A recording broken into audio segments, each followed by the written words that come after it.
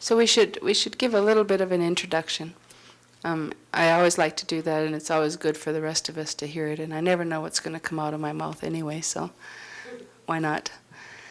So we're gathered in this group to help each other and to sort of work as a kind of one mind in looking into the family of origin, looking into issues, life issues that may be connected to other members of the family.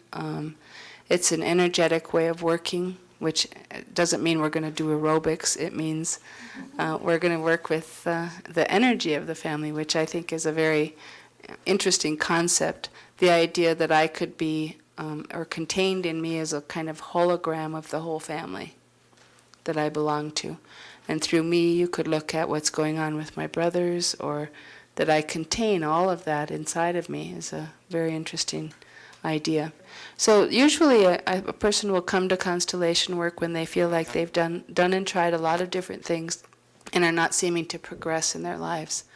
And it's as if you're holding on to something heavy, or something slowing you down, or you're walking in mud, or there's continuing problems with anger or sadness or grief, and that those feelings, it's like they're unexplained. You can't really say, well, I lost my mother last year and that's why I'm sad. They're much more mysterious than that, and coming from, and in fact, usually there's more of a confusion of, why do I feel this way? You know, I have a nice husband, or I have a good life, or I'm not suffering. Why am I suffering? You know, so the way that we work is the assumption is, or the concept is, that it's possible for present generations to carry burdens of guilt, burdens of sadness, anger from somebody who came earlier in the family. Could be an uncle, could be, even in some instances, not a family member. Like I remember a constellation we saw one time where there was a man who had been engaged to a woman, and the woman, right before the marriage, died in a car crash. And it was like this great love. And then he went on in his life, and he married a second, or he actually married a new woman, but there was always kind of an energetic attachment to the first one.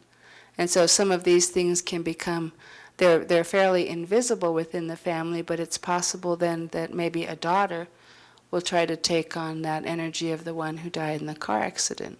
So it can be very mysterious, and the constellation uses the group itself, to make a visible picture of what might have been invisible. And so when we set up a constellation, and I like the word constellation because it makes me think of the stars in the heavens that are, every star has its fixed place. And so it's the same way in the family. Everybody in a family has their fixed position. To your parents, you're always the child. To your children, you're always the parent. There's a fixed place for you. You can have multiple roles. I might be a sister, and I am a daughter, and I am a mother, and now I'm a grandmother, but I'm static, I'm fixed. So when we work on that assumption, then what we're looking for is to restore an order to what might have become disordered, or we put somebody back in place that might have gone out of place. And the constellation is set up, and this is kind of, I'll give a little bit of guidelines, because it's not psychodrama. You don't have to play act. Like I've been in psychodrama before, where you have a director, as if you were doing a play, and then you are directed to act in a certain way. And in constellation work, we don't have to do that.